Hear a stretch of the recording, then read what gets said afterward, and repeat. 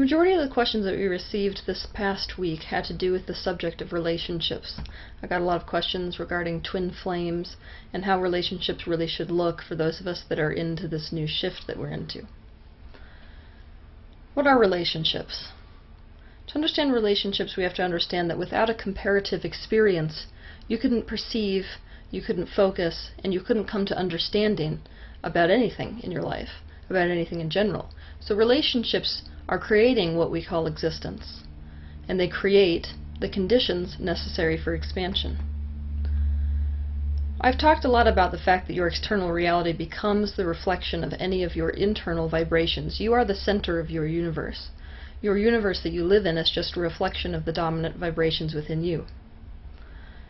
That being said, your relationships are the loudest reflection of your own vibration. We could call them the giant mirror. So they are the reflection of all the good and all the bad parts of you, which is why your relationships, as you probably noticed, are a mix of vibrations. Some things good and some things not so good. Everything that is unhealed about you is going to come to the surface in your relationships. They will reflect themselves through the actions and the personalities of the people who you attract into your life. So the big question on everybody's mind nowadays seems to be, is marriage a good thing to do, or is it something which is fairly outdated? Marriage has value. The reason is this. Like I said before, your relationships, especially those closest to you, which is there anything more close than a partner in crime in life, they become the dominant vibrations which you hold. You can't even attract a partner into your experience that doesn't match your dominant vibrations. And so a marriage partner will become the reflection of everything that is unhealed about you. So when you watch somebody that's standing at the front of the aisle that's about to commit themselves to someone for life, what they're really committing to is letting everything that's unhealed about them come to the surface and heal those things in order to make the relationship continue. Because what I watch quite often, especially nowadays when divorce is very rampant, is your partner does exactly what all things do. They become the reflection. They become the reflection of both good things and bad things about you. And when that reflection comes up, a lot of times you don't like what you see. And so I watch a lot of people who are ending relationships just based on not liking the reflection. Instead of seeing, maybe my partner's behaving in that way, what is it in me that's making myself a match to that condition, and how can I change that thing? Your marriage partner can be the most dominant thing causing you the excuse to heal all that is unhealed about you. By even saying, I'm going to promise myself to you, that's the same thing as saying, in order for us to stay married, that means that I have to correct all of these things that are uncorrected about me, where I'm out of alignment. Otherwise, our relationship conditions are going to be incredibly uncomfortable. So in that way, marriage can be the same as promising yourself to the shortcut to expansion. The same way that we could talk about that, though, we could talk about these New Age relationships, which also have value, which is that love really is not restricted to one person or one gender, that love really should flow freely, which is true, because everything that is in existence is an extension of you. Meaning that if you promise yourself to just one person, you are promising to express yourself only to one aspect of you, which seems odd if you are everything that you come up against.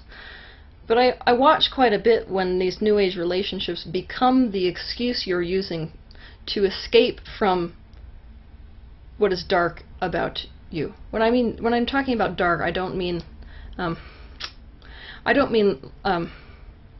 that there's this dark side and this light side. When we're talking about shadow sides or dark sides, what we're talking about is low vibrational densities that are present within your being. The New Age relationships can be an escape that people use from really having to commit yourself to changing. But the issue is, if you haven't come up against an excuse to have to change those primary discordant vibrations, then you keep coming up against new people who are really just same face, different name, same actions, different person. type of situations where you keep running and you keep encountering it, you keep running and you keep encountering it. Whereas if you were going to commit yourself to staying with this one situation long enough to improve the vibration within you, one of two things would happen. Either A, you change that vibration about you and you're no longer a match to that person, and so they fade, not with effort and not with struggle, they just fade very smoothly out of your life. Or else, when you change your vibration, you're no longer a match to that behavior in the other person. And so immediately that person's behavior will no longer be a part of your experience. You can see this quite often when people improve their vibration or expectation or positive focus about another human being. Then let's say that you're in a really, really good mood and your partner's in a really, really bad mood and they're about to come home from work.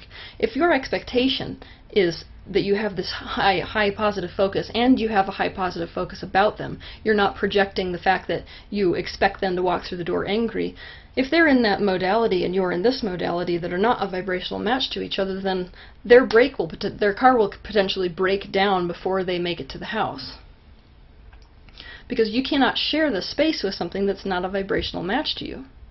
And so relationships are an incredibly valuable teacher, because when you are experiencing negative behavior in another person, you can stop and say, what is it in me that is reflecting through this experience? I want to give you a scenario which can demonstrate what I mean by your partner becomes the reflection. Who you attract as a partner is a reflection of your dominant vibrations. Let's say you're a woman who is in a very abusive relationship. You keep coming up against this person who is not only controlling the life that you lead, but they're also making you feel terrible about yourself. If you try to look for the counterpart, which is calling this type of a person into your experience, you will most likely find a dominant vibration of, I am unworthy, I am not good enough, I hate myself. That type of a vibration, which was present before you ever met with this particular partner, is the exact condition which attracted them into your life. That's what's making you a match to it. So the more that you work on self-love and the more you work on developing self-worth, the less you can be a match to this physical reflection, which is the relationship that you're in currently. It's at this point that we should talk about self-love. There's a lot of talk about self-love versus selfishness. Self-love is the highest vibrational thing in this universe. When you're watching somebody who's in an aspect of selfishness, they're actually focused on the lack. They're focused on the lack of what they have, and so they have this hoarding type behavior where they feel the need to keep taking from others and taking from others so as to fill up this tank which is always empty. And they're hoarding everything that they have. That type of a behavior is what you call selfishness. It's the opposite of self-love. So the narcissism you're looking at with self-love and calling self-love is not actually self-love. Self-love is taking the time to recognize that the only way that you can attract any kind of external experience which is positive to you is by fulfilling your own needs. It's by showing yourself the kind of love that you would hope others to show you. And in doing so, you will see the reflection of it. That is how to have this relationship that you want so intensely. The relationship all of us want, really, which is this reflection of love and the reflection of total acceptance. The way that you get to that point is by creating that vibration within you. Earlier, I have talked about the fact that vibrations work a lot like a radio dial. So to receive a channel that's being broadcast at a specific frequency, you need to first tune your dial to that frequency to receive that channel. So how do you receive love? You turn your dial to love, which looks like self-love. So why do relationships go badly? A lot of you might say, I get into a relationship and I'm in it for a year and I totally love this person. In fact, I think they're perfect. But after a year, I start hating them. We fall out of love. I just don't have those intense feelings towards somebody. We've talked before about how feelings are the exact reflection of the thoughts that you've been thinking. So what happens is, in the very beginning when you meet somebody in a romantic sense, this very strong attraction sort of causes this chemical cascade throughout your body. We could call them sex chemicals or bonding chemicals. And those chemicals force positive focus. They're really the excuse that is causing you to, without really intentionally doing it, focus only positively on the object of your attention.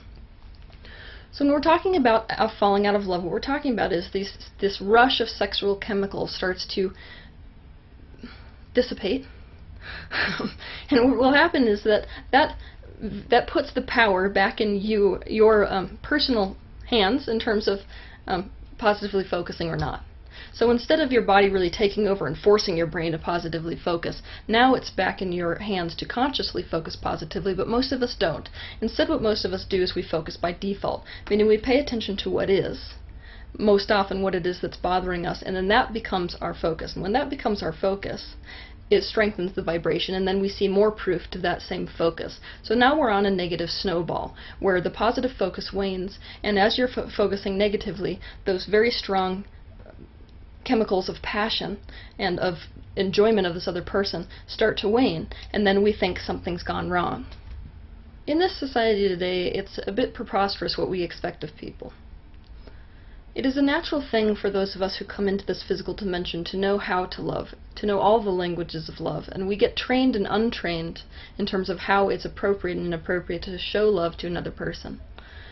So we understand who teaches us how to ride a bicycle or who teaches us how to do arithmetic, but we're expected as people in this society to just come into being and immediately know, despite what we've been cultured with, how to love somebody else.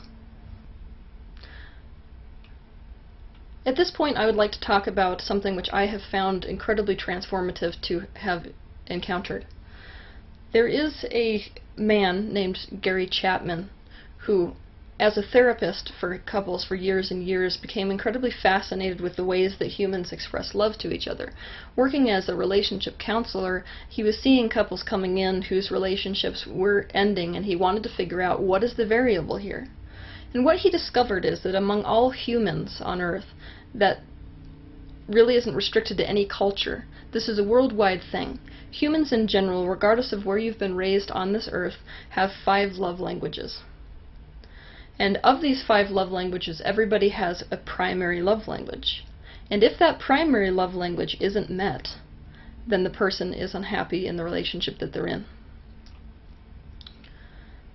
Ideally, you would be able to speak and receive all 5 love languages fluently. But so let's take a place like Russia, for example. For many years in Russia, it was considered vulgar to smile publicly, kind of the same way that we would experience public display of affection here in America, where if somebody is really macking on each other, it's kind of this social put-off. So it was a social faux pas to express yourself through smiling or any kind of physical affection in that country. So if you come into that country as a small child whose love language is physical affection, you were taught very quickly that that was not an appropriate love language to express. And not only that, your own love language wouldn't be met, and so you are likely to grow up a very unhappy person in that particular society. In America, we were raised, most of us, with a Christian mindset. And in a Christian mindset, the idea of humility sort of makes an enemy of material gifts.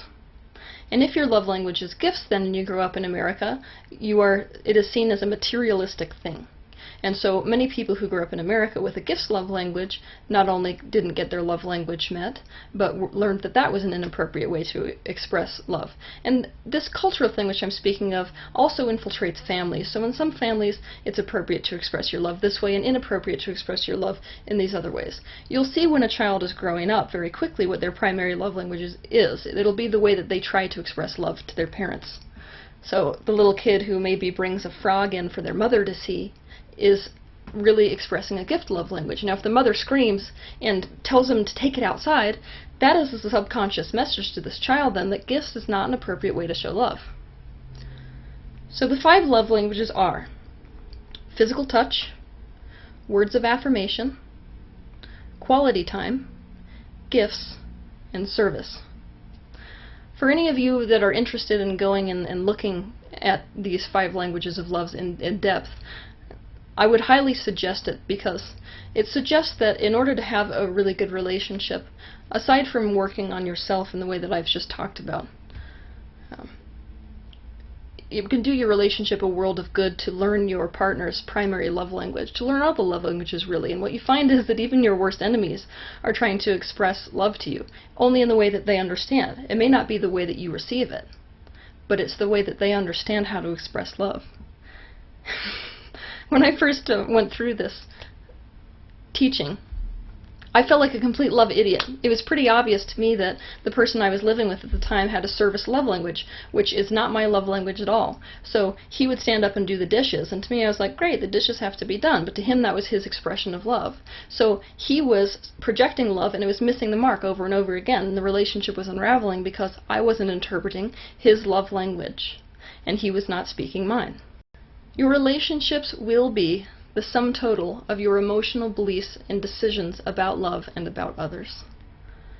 So it would behoove everybody watching this tape to go through what their real beliefs are about other people and what their real beliefs are about love, and to find out whether they are beneficial or detrimental. Because your reality is the projection of all of your beliefs. So why not only choose beliefs that are beneficial? At this point, the last thing I want to address is the idea of twin flames. The idea of a twin flame is that you have a counterpoint, a soul counterpoint, which is that before you came down here you split into two aspects, a male and female aspect per se. And that you're looking for completion, and once you find this twin flame you will experience that completion of being united as a totality of you. I know that this is an idea which the spiritual community quite enjoys, because all of us know how good it feels to meet somebody whose soul envelops you and who you feel such a common understanding with. Everybody hopes for that kind of a sensation. But the idea of a twin flame is quite odd when you understand that you are everything. You are the tree, you are the rock, you are this person, you are that person, you are your worst enemy. So to choose to focus your love and say I will be whole once one tiny aspect of me is reunited with me in the physical is a bit odd. When you have that experience of a soul recognition, what we would call a soul group or a soul mate, or even a twin flame, is that when Source divided into its separate streams. So let's say we're going to do this simile. Let's say that Source is the ocean. Source has separated itself into waves within itself. So a wave within an ocean could be considered as your higher self. The soul, which is eternal, the eternal part of you which keeps flowing to and from life, is a wave within the ocean. Is it ocean? Yes. Is it wave? Yes. Is the wave the ocean? Yes, it's ultimately the ocean. So you and your physical bodies are a wave within the ocean. So when you meet this other person who strikes such a soul connection chord with you, what's occurring is you are meeting a person who ultimately, when you die, you will become the same wave. So you're one wave within the ocean that has split off into two waves. So obviously there would be a more similar vibration between you, which is why you feel such intense resonance when you step into the room with them. That being said, there is no one who can complete you but you. If you were going to transition completely into this state where you expressed self-love to yourself, there would be nothing to fill. There would be no void. There would be no desire even to experience more by being with someone other than you. You would not seek completeness through any other person. And so, this is really the best way to go about it.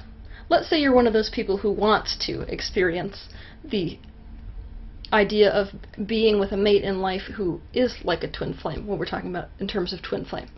If you would like to have that in your life, then the best way to get there is to fill yourself up with this vibration of self-love. Learn it and live it to the point where you can attract somebody that's vibrating on that level. That means the minute you step into the room with them, it's going to be like you are meeting the complete magnification of that love which you've been sending yourself. And that is how to attract this thing which we are calling a twin flame. But it's my opinion personally that ultimately your goal is to love every aspect of yourself, not just this one other person which is the closest break off of your soul group. It would be to not only learn how to love yourself, but to love your enemy, which you won't have anymore if you love yourself, by the way. Love your enemy. Love your friends. Love everything that is. Learn how to project that emotion towards everything that is, and realize that it is all you reflected. There is nobody who can complete you but you. That can be a sort of depressing thing to hear, but that's not the same thing as condemning relationships. They're totally fabulous. If you would like to find a soulmate, there's nothing wrong with finding a soulmate. But the way to get there to the soulmate you want to experience is by first creating a circumstance where you have no need from them and no need for them in your life. So filling yourself up to the extent where you can say, I really do love me, and it doesn't matter who I encounter and who I'm with and who I'm not with. I'm whole and I don't lack anything, regardless of who is or isn't in my experience. And that is the minute that you're going to meet that person.